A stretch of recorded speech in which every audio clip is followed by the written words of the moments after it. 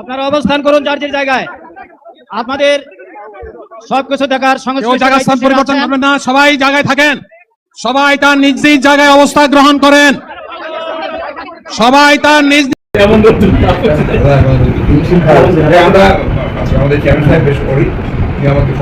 যাদের মাধ্যমে আমরা স্বাধীন হয়েছি, জুলাই যোদ্ধাদের উপরে হামলা, এটা দেশের 18 কোটি মানুষের উপরে হামলা। সুতরাং যারা এর সাথে জড়িত, আমরা তো বারবারই আমাদের নেতৃবৃন্দ বলছে তাদের দৃষ্টান্তমূলক শাস্তি দেওয়া লাগবে। 24 ঘন্টা সময় দিয়েছি আমরা, 24 ঘন্টা কিন্তু পার হয়ে যাচ্ছে। এরপরেও যদি তাদের শাস্তির ব্যবস্থা না করা হয়, আমরা ধরে নেব যারা দায়িত্বে আছে জেলার গোপালগঞ্জের, তারা এর সাথে জড়িত আছে। আর আমরা আহ্বান জানিয়েছি এবং দাবি তুলছি, আমাদের যে কুষ্টিয়া মিরপুর ভেড়ামারার নমিনি জনাব আব্দুল গফুর সাহেব বলছিলেন গোপালগঞ্জ জেলার নাম পাল্টিয়ে, শুধু নাম না, আমার মনে হয় জেলাকে 4টা আশপাশের জেলার ভেতরে ভাগ করে দিলেই ভালো হয়। বিশেষ করে নড়াইল, ফরিদপুর, এরপরে মাদারীপুর, বরিশাল, এই 4টা জেলার ভেতরে 4টা আসন আছে, 3টা আসন আছে। 3টা আসনকে 3 জেলায় ভাগ করে দিলেই তো এই জেলা শেষ হয়ে যায়। এই জেলা আমার মনে হয় মানচিত্রে না থাকাই ভালো, একটা অভিশপ্ত জেলা। এই অভিশপ্ত জেলাকে বাংলার মানচিত্র থেকে মুছে 63 জেলায় বাংলাদেশ করা হোক। বাংলাদেশের ইতিহাসে আজ অনন্য দৃষ্টান্ত স্থাপন করেছে বাংলাদেশের অন্যতম second largest party Bangladesh Jamaat Islami. যে জামাত ইসলামী আজকে ঢাকার ইতিহাসে সর্ববৃহৎ সমাবেশ, লোক সমাগম এবং রাজনৈতিক সমাবেশ, সুশৃঙ্খল সুন্দর পদ্ধতির একটি সমাবেশ সমাপ্তি করেছে আজকের। সেজন্য সারা দেশের সকল জনগণকে জানাই আন্তরিক ধন্যবাদ। জাতীয় নাগরিক পার্টি ঘোষণা দিয়েছিল হিমালয় থেকে বঙ্গোপসাগর হবে বাংলাদেশের জনগণের। বিএনপি কি করছে প্রকাশ্যে গোপনে সবকিছু এনসিপি জানিয়ে দিল, একদম একটা শব্দের মাধ্যমে হিসাব নিকাশ ফাইনাল। তাৎপর্য হচ্ছে বিএনপি সংস্কার বিরোধী, মৌলিক সংস্কারে বাধা সৃষ্টি করছে বিএনপি, এনসিপি। আক্তার বলেছে, কি দাঁড়ালো? ব্যাপক সংস্কারে তো প্রশ্ন আসে না, মৌলিক সংস্কারে বাধা সৃষ্টি করছে বিএনপি। আমরা পরিবর্তন চাই, কিন্তু আমরা নিজেদের অভ্যাসের কোনো পরিবর্তন করি না। আমরা পরিবর্তন চাই, কিন্তু আমরা রুচির কোনো পরিবর্তন আমরা নিজেদের মধ্যে করি না। আমরা পরিবর্তন চাই, আমরা কমফোর্ট জোন থেকে বেরোতে চাই না। আমরা পরিবর্তন চাই, আমাদের বদভ্যাসগুলো আমাদের ভিতরে রেখে আমরা বলি এবার পরিবর্তন করব। ভিডিও শুরুতে ভিডিওর বিশেষ কয়েকটা অংশ দেখলেন, অবশ্যই আপনারা বুঝতে পারছেন আসলে কতটা গুরুত্বপূর্ণ ভিডিও হতে চলেছে। আপনারা জানেন যে গতকালকে বাংলাদেশ জামাত ইসলামের সমাবেশ ছিল ঢাকাতে। সেখানে একটি ঘটনা, ডক্টর শফিকুর রহমান তিনি বক্তব্য দিতে গিয়ে হঠাৎ করে অসুস্থ হয়ে যান, অসুস্থ হয়ে স্টেজে পড়ে যান। তারপরে ওখান থেকে তুলে তারপরে আবার অসুস্থ হয়ে যান, তারপরে বসে থেকেই একটি বক্তব্য দিয়েছে। কত সুন্দর, তাই না? আসলে মনোবল থাকলেই সম্ভব। কিন্তু তারই মাঝ থেকে আমাদের একটি ফুটেজ আমাদের চোখে ধরা পড়েছে যে ডক্টর শফিকুর রহমান যখন পড়ে গেলেন, তখন আমাদের এনসিপি যে নতুন দল, সেখানকার একটি নেতা সার্জিস আলম, তিনি সকলেই যখন ডক্টর শফিকুর রহমানকে নিয়ে ব্যস্ত, তখন এই সার্জিস আলম তিনি আল্লাহর দরবারে 2 হাত তুলে আল্লাহর কাছে ফরিয়াদ জানাচ্ছে, আল্লাহ তুমি এই মানুষটাকে সুস্থ করে দাও, ডক্টর শফিকুর রহমানকে তুমি সুস্থ করে দাও। তিনি আল্লাহ রাব্বুল আলামিনের কাছে প্রার্থনা করতে লাগলেন। তা আপনারা ভিডিও ফুটেজে দেখলেন। তারপরে দেখেন আলহামদুলিল্লাহ হুজুর, ডক্টর শফিকুর রহমান তিনি এখন অনেকটাই সুস্থ আলহামদুলিল্লাহ। তারপরে গোপালগঞ্জ নিয়ে আমাদের মুফতি আমির হামজা এমন কথাই বললেন যে আসলে গোপালগঞ্জের নাম মুছে দিতে এবং এই গোপালগঞ্জ জেলা একবারে শেষ করে দিতে এবং আশপাশের যে জেলাগুলোতে আছে সেই জেলাগুলোতে জানে গোপালগঞ্জ ভাগ করে দিয়ে দেয়, এমন কথাই বলেছেন। তারপরে আসলে ভিডিওগুলো দেখলেন যে আমাদের বাংলাদেশের সব থেকে বড় দল এখন বর্তমানে যে বিএনপি, এই বিএনপি দলে কিছু ছোট ছোট নেতাকর্মী তারা চাঁদাবাজি খুন খারাপি করে বিএনপি দলের নাম নষ্ট করার চিন্তা করছে। এই জন্য যারা বিএনপি দলের বড় বড় নেতাকর্মী যারা আছে তাদেরকে অনুরোধ করব, আপনারা এই বিষয়গুলো দেখবেন যে এই কিছু মানুষের জন্য বিএনপির নাম কিন্তু নষ্ট হচ্ছে, যাতে এইসব ব্যক্তির কারণে বিএনপির নাম যেন নষ্ট না হয়, এদিকে আপনারা খেয়াল রাখবেন। যাই হোক, আর কথা বলবো না, ভিডিওটি না টেনে সম্পূর্ণ দেখবেন, তাহলে আপনারা সম্পূর্ণ বিষয়গুলো বুঝতে পারবেন। চলুন আর কথা না বাড়ি একটি লাইক দিয়ে আমরা ধারাবাহিকভাবে সকল নিউজগুলো একে একে দেখে আসি। চলুন। বাংলাদেশের ইতিহাসে আজ অনন্য দৃষ্টান্ত স্থাপন করেছে বাংলাদেশের অন্যতম second largest party Bangladesh Jamaat Islami.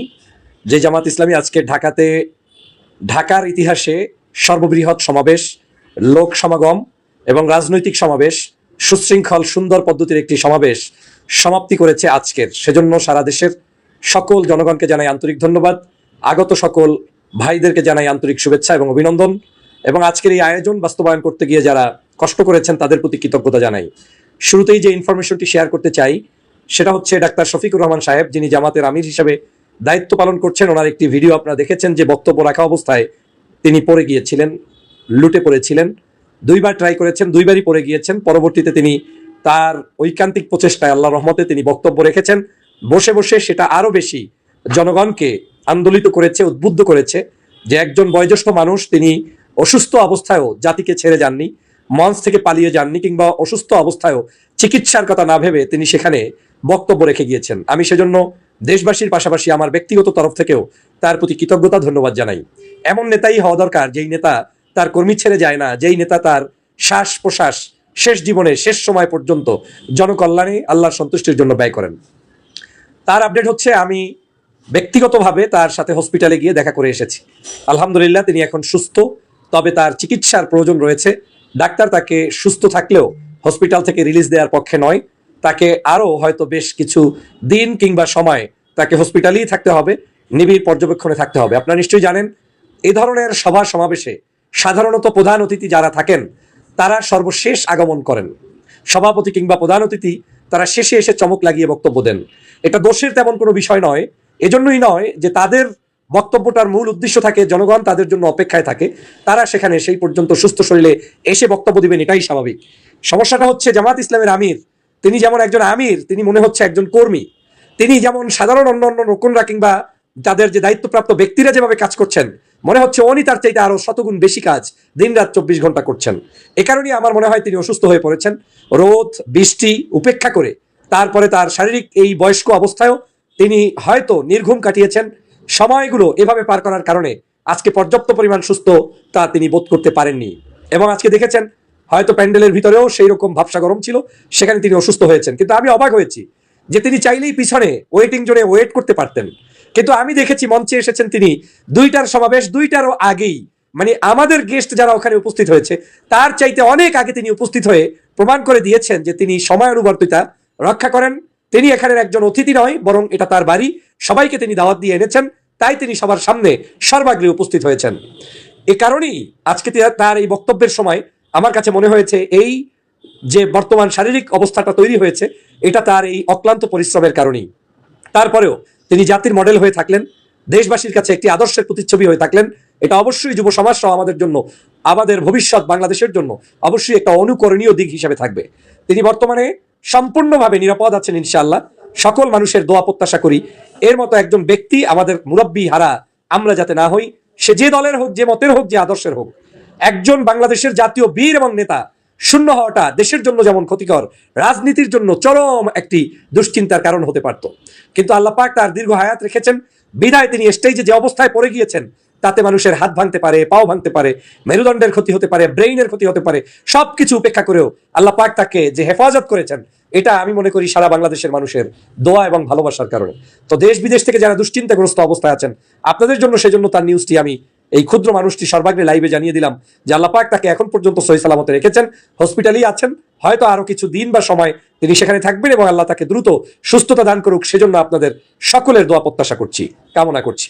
দ্বিতীয় যে বিষয়টি বলতে চাই, আজকের জামাতের আপনারা জানেন আমি যখন যে সভা সমাবেশ কিংবা প্রোগ্রামে যাই আসার পরে একটি সামারি দেওয়ার চেষ্টা করি যে আসলে সেখান থেকে আমাদের শেখার কি আছে। আজকের জামাত ইসলামের ভাইয়েরা যে শিক্ষা বাংলাদেশকে দিলেন, জাতিকে দিলেন, এটা অবশ্যই রাজনীতিতে নতুন একটি দিগন্ত স্থাপন করবে। কোনো হুড়হুল্লোড় নেই, বক্তাদের মধ্যে কোনো কারাকারি নেই, টাইমিং নিয়ে কেউ কোনো অতিরঞ্জিত বাড়াবাড়ি নেই। যাকে যতটুকু সময় দেওয়া হয়েছে সে ততটুকু সময়ের মধ্যে বক্তব্য দিচ্ছেন। কেন্দ্রের যত বড় নেতা তারপরেও তার টাইম শেষ হয়ে গেলে তাকে পিছন থেকে গিয়ে ওই দলেরই ক্ষুদ্র নেতা গিয়ে, উপস্থাপক গিয়ে বলছেন আপনার টাইম শেষ, সময় সংক্ষিপ্ত করতে হবে। ভয়ে দ্বিধাহীনভাবে এভাবে যে কাজ পরিচালনা করতে পারছেন এটা একটি আদর্শ সংগঠনের রূপরেখা ছাড়া অন্য কোথাও সম্ভব বলে আমি মনে করি না। এই মঞ্চ সজ্জিত, ঢাকা শহরের প্রত্যেকটি অলি গলি সজ্জিত, কি দিয়ে সজ্জিত? লোক দিয়ে সজ্জিত, যেটা আমাকে আনন্দিত করেছে, উল্লাসিত করেছে, আবেগতাড়িত করেছে। আজকে ঢাকার এমন কোন রাজপথ ছিল না যেখানে তাদের দলীয় মিছিল হয়নি কিংবা তাদের দেশ নিয়ে ভাবনার স্লোগান হয়নি। রোডঘাট কোথাও কোনো মানুষের ভিতরে অস্বস্তির কোনো জিনিস আমি দেখতে পাইনি। মনে হয় যেন জনগণ অপেক্ষা করছিল এরকম একটা দিনের, যেদিন তারা সবাইকে ওয়েলকাম জানাবে। ঢাকাবাসীকেও আমি সেজন্য ধন্যবাদ জানাই, কারণ তারা সেই জায়গায়ও আজকের যথেষ্ট পরিমাণ সহযোগিতা করেছে এত বড় সমাবেশকে সুন্দরভাবে বাস্তবায়ন করার জন্য। দেখেছেন সমাবেশ শেষ হওয়ার সাথে সাথে শৃঙ্খলা বাহিনীর তাদের যারা লোক রয়েছে তারা সেটা পরিষ্কার পরিচ্ছন্ন পর্যন্ত করছে।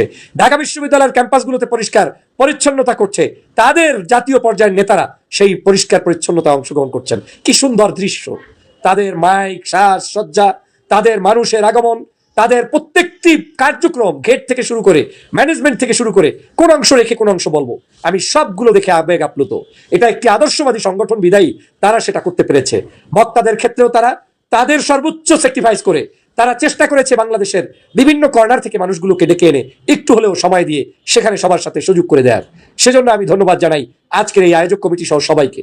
বিশেষ করে এত বড় একটি সুশৃঙ্খল প্রোগ্রাম, আমির জামাত অসুস্থ হলেন, মুহূর্তের মধ্যে অ্যাম্বুলেন্স হাজির, তাদের নিজস্ব ভলান্টিয়ার হাজির, তারা তাদের কাছে নিয়ে গেলেন। আপনারা দেখেছেন প্যান্ডেলের ভিতর থেকে তথা সোহরাওয়ার্দী উদ্যান থেকে বহু মানুষ অসুস্থ হলেন, তাদেরকে শৃঙ্খলা বাহিনীর লোকেরা নিয়ে যাচ্ছেন, ভলান্টিয়াররা নিয়ে চিকিৎসা দিয়ে দিচ্ছেন। আজকের এই অনুষ্ঠানটিতেও শহীদ হয়েছেন কয়েকজন ভাই, সম্ভবত 2 থেকে 3 জন ব্যক্তি আসার পথে অ্যাক্সিডেন্ট, কিংবা একজন ব্যক্তি এই অনুষ্ঠান চলা অবস্থায় মৃত্যুবরণ করেছেন। আল্লাহ পাক তাদের জান্নাতের সুউচ্চ মাকাম দান করুক। আমার জীবনের দেখা যত বড় বড় সমাবেশে গিয়েছি কিংবা মাহফিলে গিয়েছি, আমি আজকের বলতে বাধ্য হচ্ছি, এই প্রজন্মের কাছে ইতিহাস সৃষ্টিকারী, ঢাকার বুকে সর্বোচ্চ ইতিহাস সৃষ্টিকারী এরকম সমাবেশ আমার চোখে এখন পর্যন্ত দেখা হয়নি। আমি শুনেছি শহীদ রাষ্ট্রপতি জিয়াউর রহমানের জানাজায় লোক হয়েছে, শুনেছি, তখন বাইরে ছিলাম, গোলাম আজম সাহেবের জানাজায় লোক হয়েছে, শুনছি আজহারি সাহেবের মাহফিলে লোক হয়, দেখেছি ইসলামী আন্দোলনের সমাবেশে লোক হয়েছে, দেখেছি দেশনেত্রী বেগম খালেদা জিয়ার বিভিন্ন সাবেক প্রোগ্রামগুলোতে লোক হতো। আজকের প্রোগ্রাম আমার কাছে অনন্য উদাহরণ হিসেবে থাকবে। দলমতের ঊর্ধ্বে উঠে এই প্রোগ্রাম থেকে শিক্ষা অর্জন করার সুযোগ রয়েছে। দেখেন রাজনৈতিক অনেক আলোচনা থাকে, সমালোচনা থাকে। আজকেও যখন আমিরে জামাত অসুস্থ, বিএনপির মহাসচিব মির্জা ফখরুল ইসলাম আলমগীর সাহেব কিন্তু ইতিমধ্যেই তার কাছে হসপিটালে গিয়ে দেখা করেছেন। আমরা হসপিটাল থেকে বের হয়েছি, তার 2-1 মিনিটের মধ্যেই সম্ভবত তিনিও প্রবেশ করেছেন। তার মানে হচ্ছে রাজনীতিতে আলোচনা থাকবে, বক্তব্য থাকবে, মতামত থাকবে, কিন্তু সৌন্দর্যতাও থাকতে হবে। যে সৌন্দর্যতা তারা স্থাপন করেছেন সেজন্য তাকেও ধন্যবাদ জানাই। আজকের বাংলাদেশের বিভিন্ন রাজনৈতিক দল, শ্রেণী পেশার মানুষরা এখানে উপস্থিত হয়েছেন, তাদেরকে ধন্যবাদ জানাই। এই যারা উপস্থিত হয়ে এত বিশাল একটি সমাবেশকে সাহসিকতার সাথে সাহায্য করেছেন, আপনাদের প্রতি কৃতজ্ঞতা। পুলিশ বাহিনী, প্রশাসন, বিভিন্ন ধরনের যারা এখানে উপস্থিত ছিলেন, আপনাদের প্রতি কৃতজ্ঞতা। সর্বোপরি এই সরকারের প্রতি কৃতজ্ঞতা। আপনাদেরকে বলে রাখতে চাই, এত বড় সমাবেশ এবং একজন আমিরের বক্তব্য অবস্থায় তিনি পড়ে যাওয়ার পরেও বক্তব্য শেষ করেছেন বসে বসে, এই সাহসী নেতৃত্ব, এবং এটা একমাত্র আল্লাহর রহমত ছাড়া হয় না। আমার কাছে মনে হচ্ছে যে মানুষগুলো শহীদ হয়েছে, ওই শহীদি মানুষগুলো রক্তের বিনিময়ে আজকের এই সমাবেশ সফল হয়েছে, সুন্দর হয়েছে। যারা দেশ বিদেশ থেকে বিভিন্ন জায়গা থেকে সমাবেশে উপস্থিত হয়ে আজকের এই একটি আদর্শ সমাবেশ উপহার দিয়েছেন, আপনাদের প্রতি কৃতজ্ঞতা জানাই, ধন্যবাদ জানাই। বাংলাদেশের রাজনীতিতে আমরা যাতে যে দলের হই, যে মতের হই, এ ধরনের সকল ভালো কাজগুলোকে প্রমোট করতে পারি, আগামীর বাংলাদেশ গঠন করতে পারি, সেই প্রত্যাশা ব্যক্ত করছি। আপনাদের প্রতি শুভকামনা জানাই, এবং আপনারা যারা আগামী দিনেও পজিটিভ রাজনীতি করবেন, ন্যায়ের পক্ষে বলবেন, সন্ত্রাস, চাঁদাবাজ, দুর্নীতি, অন্যায়, অত্যাচারকারীর বিরুদ্ধে বলবেন, তাদের সাথে কাঁধে কাঁধ মিলিয়ে আমরা দেশকে এগিয়ে নিয়ে যাব, সেই প্রত্যাশা ব্যক্ত করছি। আগামীর বাংলাদেশ হবে বৈষম্যহীন একটি সুন্দর বাংলাদেশ। বিএনপি কি করছে প্রকাশ্যে গোপনে সব কিছু এনসিপি জানিয়ে দিল, একদম একটা শব্দের মাধ্যমে হিসাব নিকাশ ফাইনাল। তাৎপর্য হচ্ছে বিএনপি সংস্কার বিরোধী, মৌলিক সংস্কারে বাধা সৃষ্টি করছে বিএনপি, এনসিপি। আক্তার বলেছে, কি দাঁড়ালো? ব্যাপক সংস্কারে তো প্রশ্ন আসে না, মৌলিক সংস্কারে বাধা সৃষ্টি করছে বিএনপি। অতএব বিএনপি আপাত মস্তক সংস্কার বিরোধী দল, ক্লিয়ার। এনসিপির চাইতে সংস্কার প্রত্যাশী দল বাংলাদেশে আর নাই, কারণ এনসিপির জীবনের সাথে বাঁচার মরার সাথে সম্পর্কিত সংস্কার। কারণ যদি রাষ্ট্র সংস্কার হয়, নতুন সংবিধানে নতুন বাংলাদেশে ওরা বাঁচতে পারবে, নইলে ওদেরকে সবগুলোকে ধরে ধরে ফাঁসি দেবে। এই জন্য সংস্কারটা ওদের জরুরি বেশি, এই জন্য সংস্কার নিয়ে ওরা সিরিয়াস বেশি, নির্বাচনের চাইতে সংস্কারের ক্ষেত্রে সিরিয়াসনেস বেশি। দর্শক, এই জন্যই মৌলিক সংস্কার বাধা সৃষ্টি করছে বিএনপি। বিএনপি কিছু কথা বলে, মির্জা ফখরুল কিছুদিন আগে সংবাদ সম্মেলন করে বলেছেন বিএনপি সংস্কার বিরোধী নয়। আমরা এই কয়টা সুপারিশমালার মধ্যে এই কয়টা মানি, জাস্ট 2-1টা আপত্তি, একদম হুজুর সেজেছে যে আমরা তো সংস্কার পক্ষে। আবার একটা কথা বলতো যে মৌলিক সংস্কারের পর নির্বাচন হতে হবে, সংস্কার একটি চলমান প্রক্রিয়া, কিন্তু মৌলিক সংস্কার আমরা চাই। কিন্তু বাস্তব কথা হচ্ছে বিএনপি মৌলিক সংস্কারে চায় না, কোনো সংস্কার চায় না। কারণ একদম মৌলিক সংস্কার হলেই কারচুপির সুযোগ থাকবে না নির্বাচনে, আর কারচুপির সুযোগ না থাকলে বিএনপি ক্ষমতায় আসার রাস্তা বন্ধ। এই মৌলিক সংস্কারে বিএনপি রাজি না, শুধু এটা না, এনসিপির ভাষাটা খেয়াল করেন, মৌলিক সংস্কারে বাধা সৃষ্টি করছে বিএনপি। এখন যারা হাসিনা পতনের পরে যারা সংস্কারে বাধা সৃষ্টি করবে তারা কারা? তারা শুধু সংস্কার বিরোধী না, তারা দেশ বিরোধী, তারা জুলাই বিরোধী, তারা জুলাইয়ের স্পিরিট বিরোধী। আওয়ামী লীগের সাথে তাদের কোনো পার্থক্য নাই। তো যে বিএনপি মৌলিক সংস্কারে বাধা সৃষ্টি করছে সে পুরোপুরি সংস্কার হতে দিবেই না, বোঝা যায়। আর যারা মৌলিক সংস্কারে বাধা সৃষ্টি করছে তাদের বিরুদ্ধে আমি আপনি কি করবো? দর্শক, আপনি মন্তব্য করেন, সিদ্ধান্ত জানান। আমাদের এই নতুন বাংলাদেশ, আমাদের সন্তানেরা, মায়েরা, বোনেরা জীবন দিল, দ্বিতীয়বার দেশটাকে স্বাধীন করেছে, যেন একটা নতুন বাংলাদেশ হবে। প্রফেসর ইউনূস অনেক স্বপ্ন দেখেছেন, আমাদের রিসেট বাটন বাংলাদেশ 2.0 কত কিছু বলে স্টার্ট করেছেন প্রফেসর ইউনূস, যে না 54 বছরে যেটা হয়নি এখন হবে, অথচ বিএনপি বাধা দিচ্ছে। কারণ আছে, কারণ সংস্কার যদি হয়ে যায় তাহলে বিএনপি কোন চাটের ভালো? বিএনপি চোর, ওরা চান্দাবাজ, ওদেরকে ভোট দিবে কেন? ওরা কি বলবেটা কি? রাজনীতিতে দুইটা জিনিস বলা লাগে ভোটে দাঁড়াতে হলে। একটা হচ্ছে যে আমি আমার প্রতিপক্ষের চাইতে খারাপ। এখন বাস্তবে মাঠে যারা আছে বিএনপির চাইতে খারাপ কেউ নাই, বিএনপি এখানে ধরা এক। দ্বিতীয় হচ্ছে বলতে হয় যে আমরা ক্ষমতা আসলে এটা করবো সেটা করবো। এখন সংস্কার বিএনপি যে এতদিন জিকির করেছে, যদি সংস্কার হয়ে যায় তাহলে বিএনপি বলবেটা কি? এইসব কারণে বিএনপি সংস্কার হতে দিচ্ছে না। তাহলে দর্শক, বাস্তবতাটা কি? বাস্তবতাটা হচ্ছে বিএনপি ক্ষমতার লোভে তাদের দলীয় স্বার্থের বাইরে কোনো চিন্তা করে না, করতে পারে না। কিন্তু রাজনীতি করতে হবে জাতির বৃহত্তর স্বার্থে। নতুন বাংলাদেশ গঠনের যে সুযোগ এসেছে, এখানে ক্ষুদ্র স্বার্থ বিসর্জন দিয়ে বৃহত্তর স্বার্থে ঐক্যমত হতে হবে। জাতীয় ঐক্যমত কমিশনের চলমান সংলাপে সব দল ছোটখাটো সংস্কার প্রস্তাব মেনে নিলেও মৌলিক সংস্কারের বিষয়গুলো উত্থাপন হলেই বিএনপি গুটি কয়েক দল সেখানে বাধা সৃষ্টি করছে বলে অভিযোগ করেছেন জাতীয় নাগরিক পার্টি এনসিপি সদস্য আক্তার হোসেন। এবং দেখবেন যে কমিশনের সংলাপ শেষে যখন সাংবাদিকদের সাথে কথা বলেন, বিএনপির সালাউদ্দিনের পাশে কিছু লোক বসা থাকে, এদেরকে ভাড়া করে নিয়েছেন। এখন বিএনপি কোনো বিষয়ে দ্বিমত পোষণ করার অধিকার রাখে, কিন্তু বাধা সৃষ্টি করার অধিকার রাখে না। বাধা সৃষ্টি করা মানে ওরা দেশ বিরোধী। বিএনপি আসলে শুধু তারা দ্বিমত পোষণ করছে এটা না, তারা বাধা সৃষ্টি করছে। অতএব বিএনপিকে দেশ বিরোধী হিসেবে ট্রিট করে বিএনপির বিরুদ্ধে আমাদেরকে দাঁড়াতে হবে, নইলে সংস্কার হবে না, বিচার হবে না, জুলাই সনদ হবে না, বাংলাদেশ টিকবে না, বিপ্লবীদের ফাঁসি দেবে। চিন্তা করছেন, বাধা সৃষ্টি করছে মানে ভারতের এজেন্ট হিসেবে কাজ করছে, আওয়ামী লীগের এজেন্ট হিসেবে কাজ করছে, আওয়ামী লীগের কাজ করে দিচ্ছে। বাধা সৃষ্টি করছে কেন? তারা দ্বিমত পোষণ করুক, কিন্তু বাধা সৃষ্টি করবে কেন? অথচ বাধা সৃষ্টি করছে। ঐক্যমত কমিশনের প্রতি আসলে কোনো আগ্রহ নাই আমার, এই জন্য এটা নিয়ে এখন তেমন কথা বলি না। তত্ত্বাবধায়ক সরকার নানান বিষয়ে আলাপ আলোচনা হচ্ছে, সেখান থেকে বের হয়ে জামাতের ডাক্তার তাহের কথা বলছেন, বিএনপির সালাউদ্দিন কথা বলছেন, আলী রিয়াজও কথা বলছেন, কিন্তু বাস্তব কথা হচ্ছে ঐক্যমত কমিশন এখন ধৈঞ্চা কমিশন। এগুলোর কোনো গুরুত্ব নাই, এরা কিচ্ছু করতে পারবে না, এরা জুলাই সনদ দিয়ে যেতে পারবে না, লেট অ্যালোন অন্যান্য সংস্কার। শেষে বলবে যে আমরা সবাইকে এক টেবিলে বসাতে পেরেছি, এটাই আমাদের সফলতা। আর একটা কথা আমি ঠান্ডা মাথায় বলি, আমরা পরিবর্তন চাই, কিন্তু আমরা নিজেদের অভ্যাসের কোনো পরিবর্তন করি না। আমরা পরিবর্তন চাই, কিন্তু আমরা রুচির কোনো পরিবর্তন আমরা নিজেদের মধ্যে করি না। আমরা পরিবর্তন চাই, আমরা কমফোর্ট জোন থেকে বেরোতে চাই না। আমরা পরিবর্তন চাই, আমাদের বদভ্যাসগুলো আমাদের ভিতরে রেখে আমরা বলি এবার পরিবর্তন করো। আয়নায় নিজের চেহারা আমরা কেউ দেখি না। আমরা টক শোতে কথা বলি, এর পরিবর্তন চাই, ওর পরিবর্তন চাই, এর পরিবর্তন চাই, কিন্তু ইনসাইড আমরা আমাদের কোনো পরিবর্তন চাই না। যেসব সাংবাদিকরা বাংলাদেশের টেলিভিশনের টক শোতে, আমি অনেকের নাম বলতে পারি, এসে বলে ইউনূস এইটা করে নাই, অমুকে এইটা করে নাই, অমুকে ওইটা করে নাই, তাদের নিজেদের ভিতরের অসততা, তাদের নিজেদের ভিতরে যে পশুত্ব রয়েছে, তাদের নিজেদের ভিতরে যে সব ভণ্ডামি রয়েছে, ওটাকে তারা বাদ দেয় নাই। যেসব সাংবাদিকরা এসে প্রতিদিন আপনাদেরকে লেকচার শোনায়, ইউনূস এখানে ব্যর্থ হয়েছে, স্বরাষ্ট্র উপদেষ্টা এখানে ব্যর্থ হয়েছে, দেশ এখানে ব্যর্থ হয়েছে, ওই সাংবাদিক নিজেকে জিজ্ঞাসা করে না যে আমার ভিতরে একটা নর পশু বসে আছে। দর্শক শ্রোতা, আপনারা একে একে সম্পূর্ণ নিউজগুলো দেখলেন, অবশ্যই আপনারা বুঝতে পারছেন। এবার আপনাদেরকে মূল্যবান মতামত অবশ্যই কমেন্টে জানিয়ে দিবেন। আরও এরকম নিত্য নতুন আপডেট নিউজ পেতে আমাদের এই চ্যানেলটি সাবস্ক্রাইব করে পাশে থাকবেন। ধন্যবাদ।